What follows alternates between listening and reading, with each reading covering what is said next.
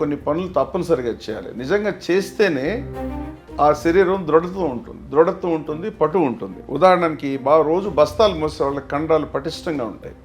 ఎందుకంటే ఈ బయాలజీ, ఈ జీవ వ్యవస్థ ఎటువంటిదంటే ఎక్కువ బరువులు మోసి మనం ఎక్సర్సైజ్ చేస్తే కండరాలు పెరుగుతాయి. అంటే ఆ కండరాన్ని కష్టపెట్టింటే ఇంకా బలంగా తయారవుతుంది. అటువంటి అద్భుతమైన వ్యవస్థ అనమాట.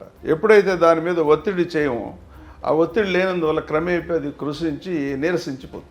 అందువల్ల ఒక 100 అడుగులు నడవడానికి కూడా కష్టం అవుతుంది. ఇది మన బయట. లోపల కూడా మార్పులు లోపల వచ్చేసి అలాగే ఇవాళ మధుమేహం కానీ రక్తపోటు కానీ ఇవన్నీ కూడా ఆ వ్యవస్థ సరిగ్గా లేనందువల్ల ఇవి లైఫ్ స్టైల్ డిసీజెస్ అంటారు సింపుల్గా చెప్పాలంటే.